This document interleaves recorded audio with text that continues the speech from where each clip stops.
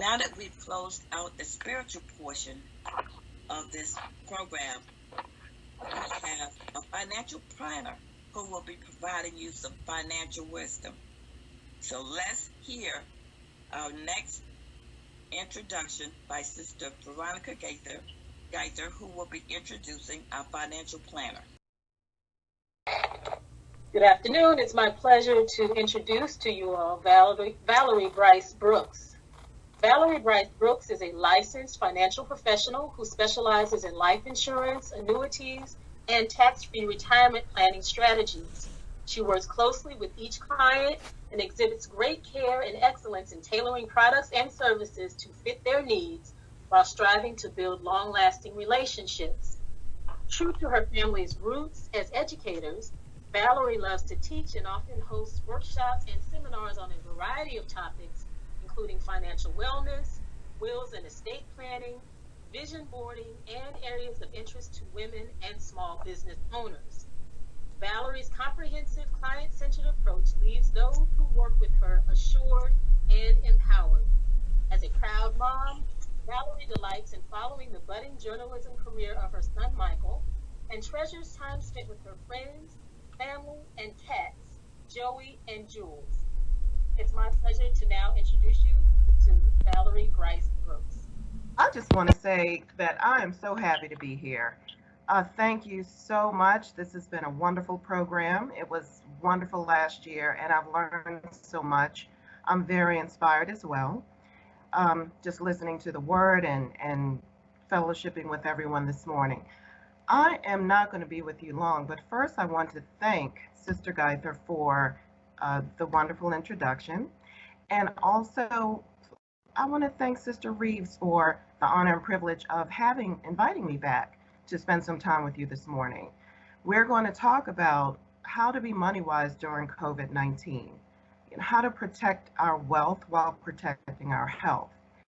Now, I'm having some bandwidth issues with my Wi-Fi, so I'm going to go off camera while I show the slides so that we don't have any disruption, and then I will come back at the end to answer any questions you have.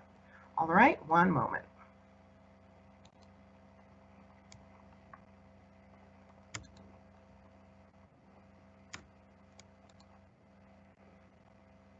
Okay.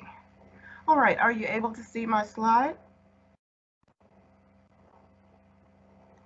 Hello? I cannot. I don't know if anyone else can. No, ma'am. I can't see it. All right. I can see it. Yes, I can see it. Okay, thank you. Not sure why everyone isn't able to see it. You may have to click something with my name on it. Click another box to pull it up.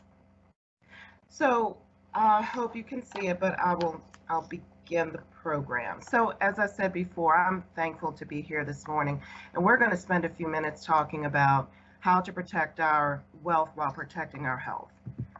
And so many people have talked about it already, especially Sister Weaver in her wonderful presentation, having us take a look back over 2020 and all that has occurred. It's hard to believe that we have, sustained so much and been able to be here today to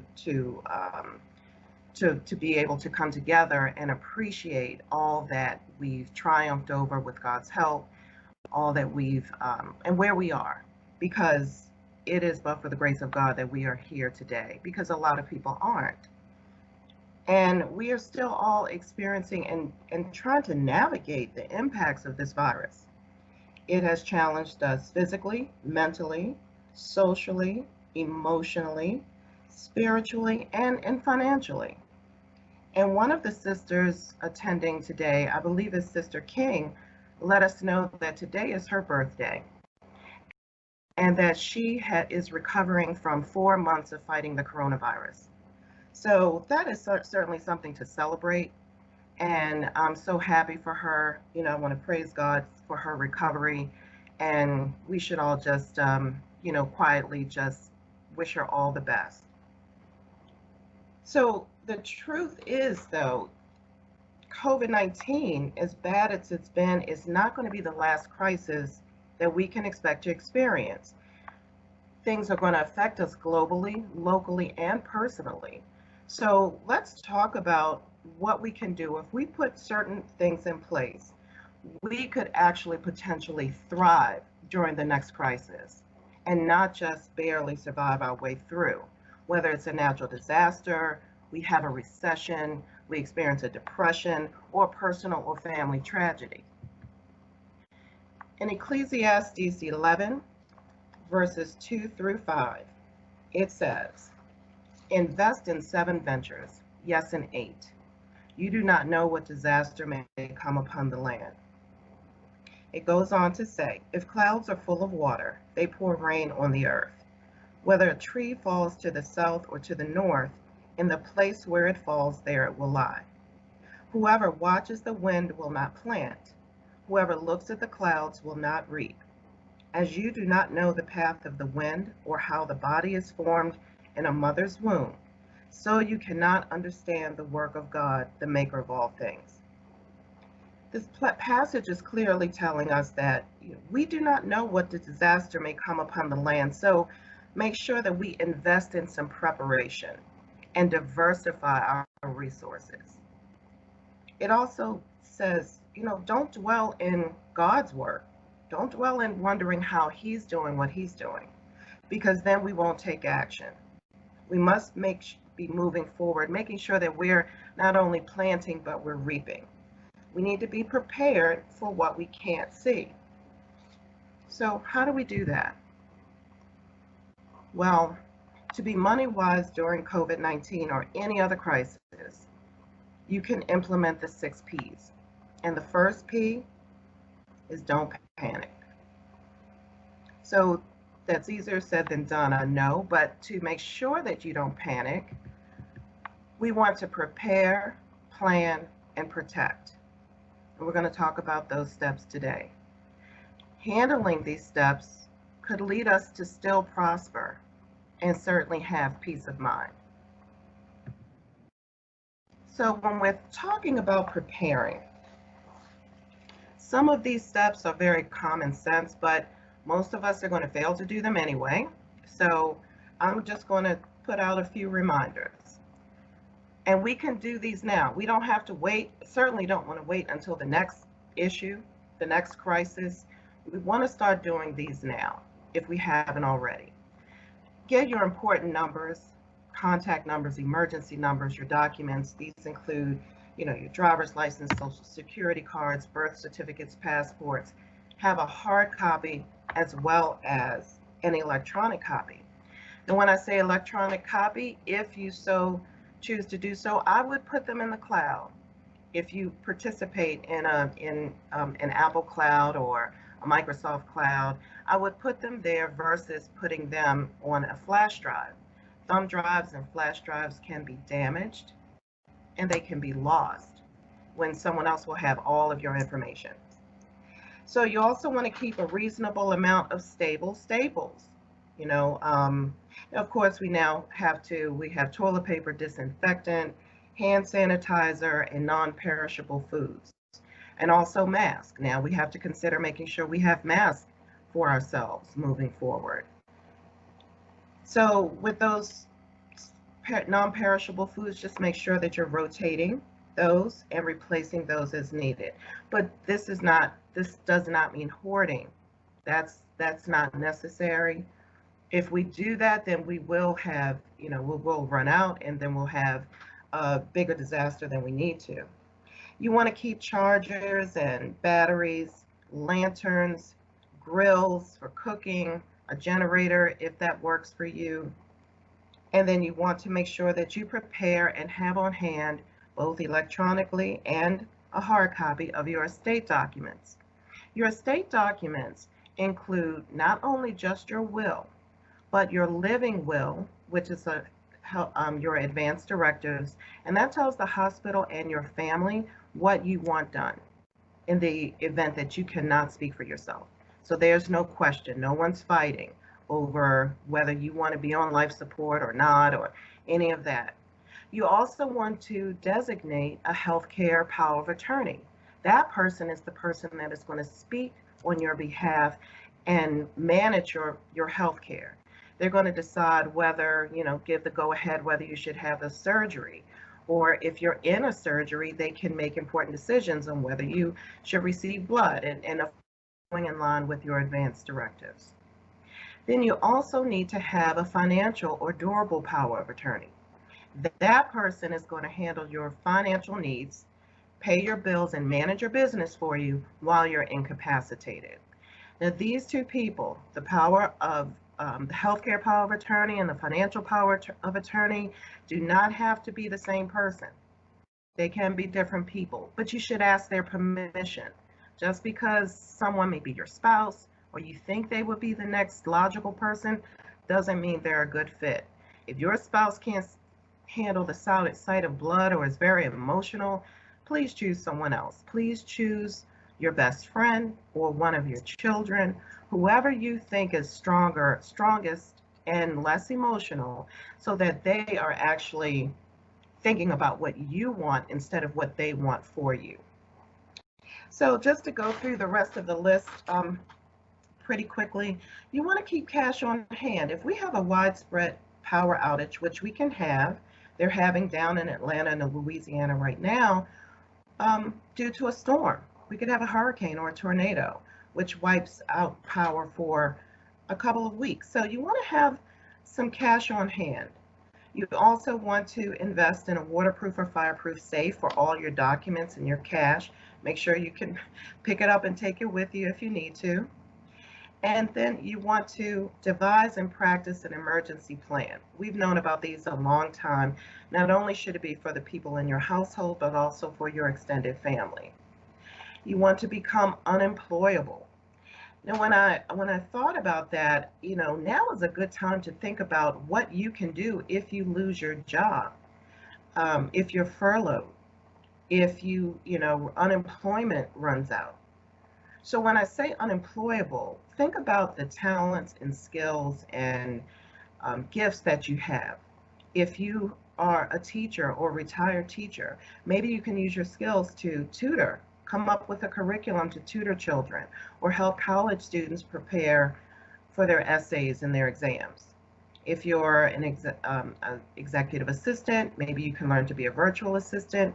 Maybe you will drive for Uber or Amazon or Lyft. Or maybe you will start your own business if you like to bake. But think about that now, and when things go south and emergencies happen, you can just launch. Then you want to, of course, start an emergency fund, and you want to consider, of course, you're going to keep some money in your bank, in your checking and savings account, but that's not going to generate that compound interest that you should take advantage of. So we're going to talk about that a little bit today.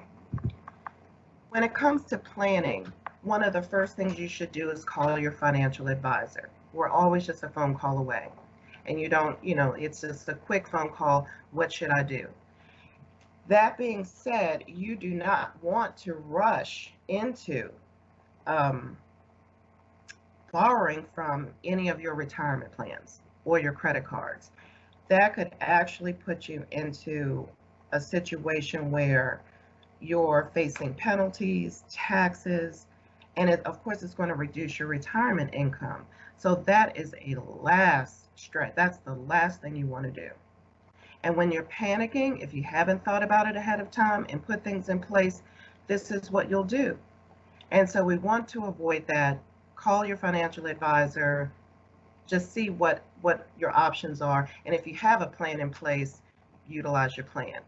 Identify and apply for resources. Your financial advisor can help you with that as well. Now, this year, the government, the IRS, put out the CARES Act. And what that did is for people who were affected by coronavirus, they were able to access money from those funds without the penalties. And there's a time frame for them to pay the taxes on them. So please know that there are often resources, loans and grants and other things that could be available to you. Just call your advisor and get the lowdown on what comes, what new is in the works. use your cash on hand, put your unemployable strategy in place, and of course, activate your emergency plan and your emergency fund. Now, when I talk about an emergency fund, we've all heard it before. We should have 3 to 6 to 9 months and possibly even a year of money set aside in the case that we have another situation like this pandemic, or we just have a horrible recession, or could possibly go into a depression. So this next slide is probably one of the most important I'm going to share with you today. Don't try to memorize it. It's really simple concepts. But when you're thinking about preparing for a crisis, it's important to know a few things about money and how it's taxed and what the buckets of money look like so that you can make the right decisions. And this is going to help you diversify your resources the way it's stated in the scripture. So in general, if we look at this slide, there are 3 buckets of money: taxable, tax deferred, and tax favored. So in the taxable category, that's our regular money. These assets are funded with after-tax dollars, and every year the owner receives a 1099 form for any interest or dividends earned. This category is often beneficial for its high liquidity and includes cash, checking, savings accounts, CDs, money markets, and non-qualified brokerage accounts. In the tax deferred, but now a lot of people, because this money is highly liquid, this is where a lot of people keep their emergency funds so that they can, go to the bank, transfer some money, and that's a good place to keep some of your emergency fund for sure. Tax deferred, we've talked about this a little bit. These are generally your retirement plans. These assets typically provide tax-deductible contributions and tax-deferred growth, but upon distributions are taxed as ordinary income. This is often the only category many Americans utilize for retirement and include 401ks, 403b accounts, traditional IRAs, TSPs, pension plans, etc. And then we have the tax favored triangle, and it's also known as the tax favored or tax free bucket. Now this includes the Roth, municipal bonds, and cash value life insurance. So these assets are funded with after-tax dollars. They may have the option for tax-deferred growth and may be distributed income tax-free. And so this is what we're going to take a look at as a way to amass money for an emergency fund in this tax-favored, tax-free bucket. So when we're looking at protecting our wealth and our health, you probably are going to be surprised that cash value life insurance is one of the best options available. So I'll take some time to explain to you why, and I'm sure there are going to be lots of questions, and I can answer those either today or privately. But this is actually a way to go for use in an emergency and beyond. So you may be asking, though, why not a Roth IRA? Because that was in the same bucket. Well, there really is no comparison between the two. Just very quickly, a Roth can provide you with some resources in the event that you have an emergency. Distributions from that are tax-free. However, there are some limitations with a Roth. You have limitations on how much you can contribute a year, which is generally $6,000 a year or $7,000 if you're over the age of 50. You have to be employed to have access to participating in a Roth IRA. You can earn too much to contribute, either singularly or as a couple. And there are age requirements. Your money has to be in your account for at least 5 years. And when you die, your beneficiaries that will become income for them, and they have a tax event. So that could put them in a higher tax bracket, which I'm sure that wasn't something you were planning on for them. Now, on the other hand, with cash value life insurance, It can truly be a multifunction emergency fund. So if we look at these bubbles, you can maximize wealth growth. So with a cash value life insurance, many people don't understand that it's unlike more traditional plans. Some cash value life insurance policies allow you to overfund them. So if the minimum premium was, say, $120 a month, if your policy is designed the right way, you could pay $600 a month if that was in your budget, and really pack that policy so that it begins to earn that compound interest and really set you up well on several different fronts. So with this, and any money you take from your cash value life insurance, if you borrow it from yourself without needing to pay it back, it is tax-free. You can use this money not only for emergencies, but to pay for college educations. You can take money out of this account to put down on deposit on a home. You can pay rental property taxes or your own home property taxes, medical bills, or you can create a stream of retirement income to supplement what you have in place, especially because we know that most of our retirement funds, our 401ks and TSPs, 401k can be a 401k today, and tomorrow it could be a 201k, and next week it could be a 101k. So if you're very young, you have time to make that up. But if you're older, if you're in my age range and older, you don't have the time to make it up before you need that money. So your money's not very protected. And that moves us over to the next bubble, that money in life insurance is protected from market losses, just like an annuity would be. So if the market goes up, you participate in some of the gains, but if the market goes down, it's in a negative, or it crashes, you earn zero. You do not lose your money. So why not think about ways to protect what you've saved, and think about using a really good way to keep up your lifestyle, protect yourself, and have that emergency money when you need it.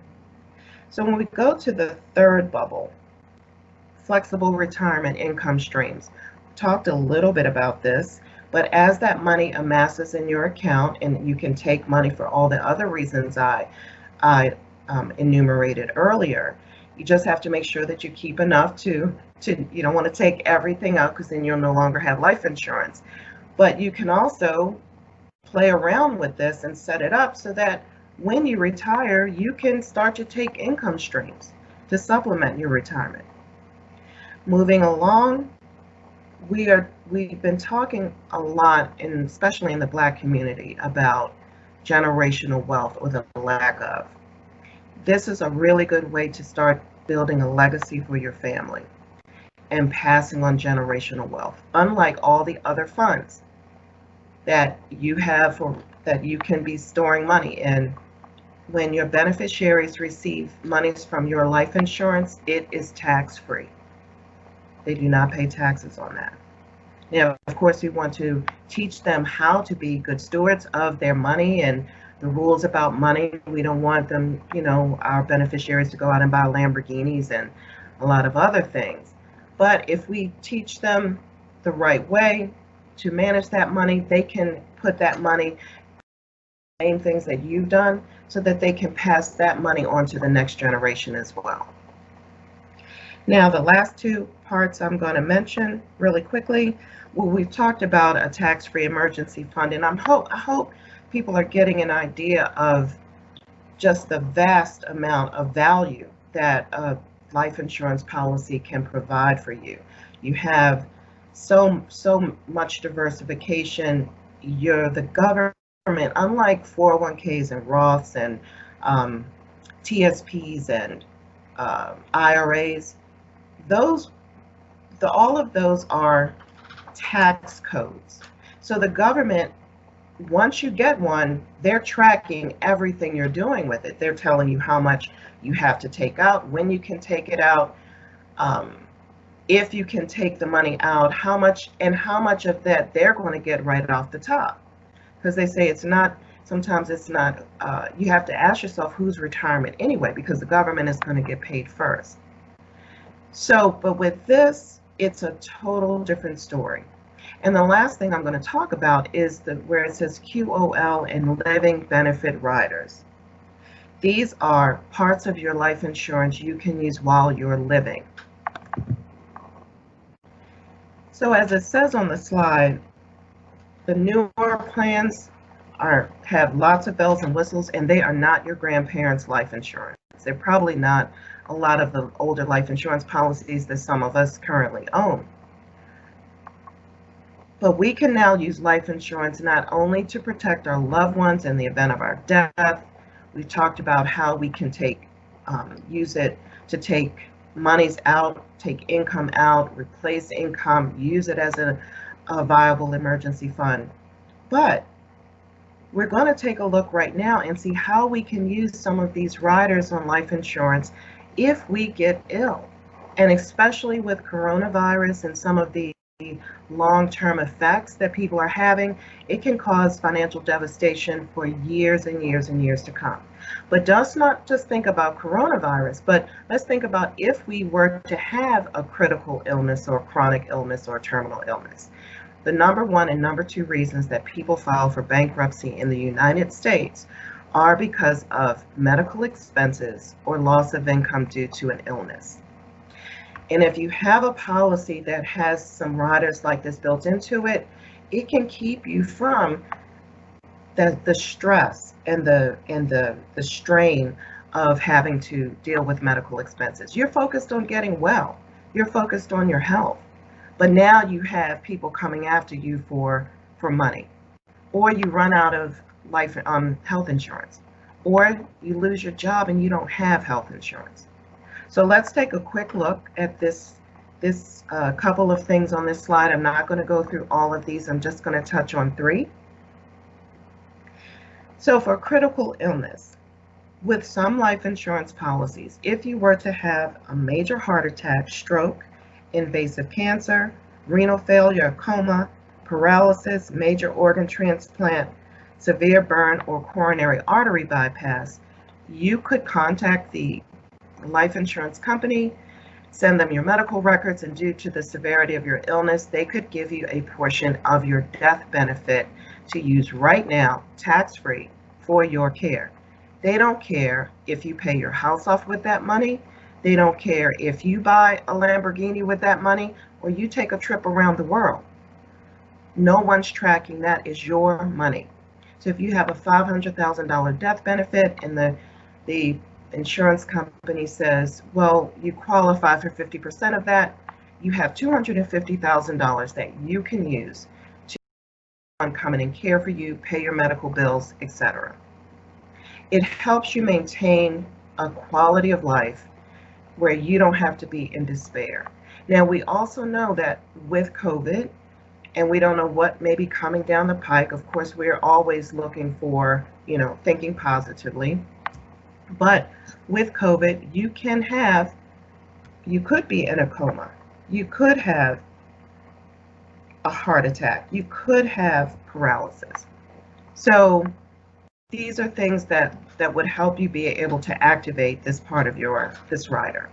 When it comes to chronic illnesses are where you need assistance with 2 or more activities of daily living. And as we get older, if we live long enough, this could be an eventuality for most of us.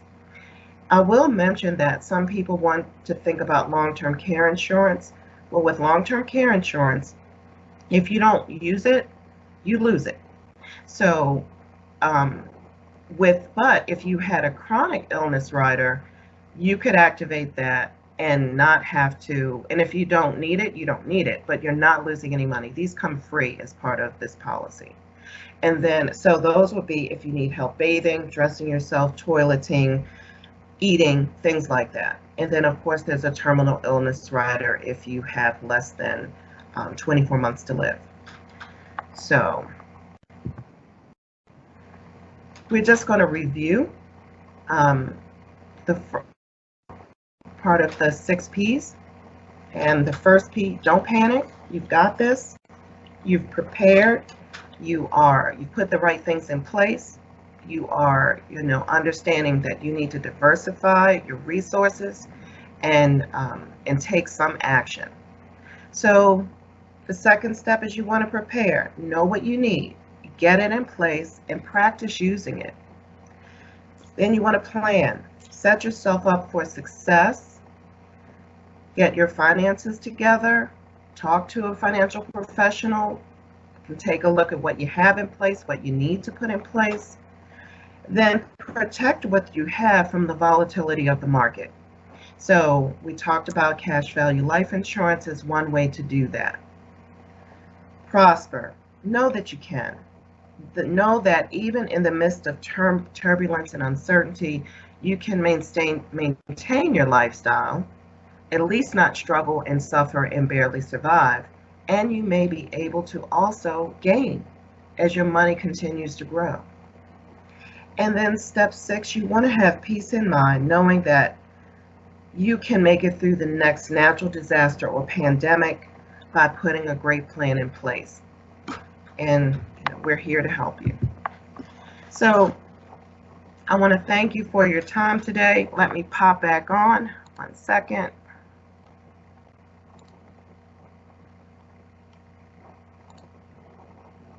Okay, great. And I also wanted to say that you'll be receiving through your email a seminar evaluation form. I would really appreciate if you would complete that. Let me know how I'm doing, what other things you'd like to talk about, and how I may be of help to you.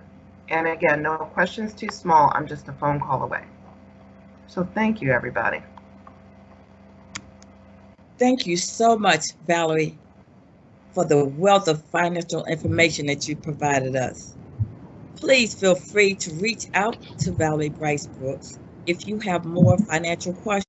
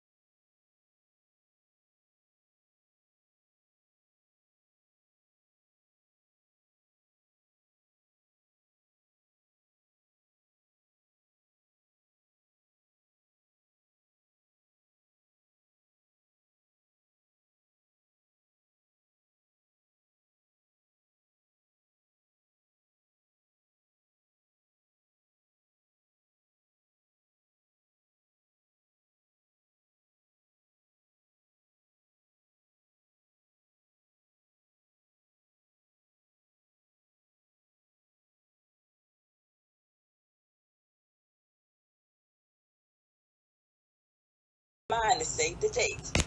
We look forward to seeing you at 2021 at our Ladies' Day program.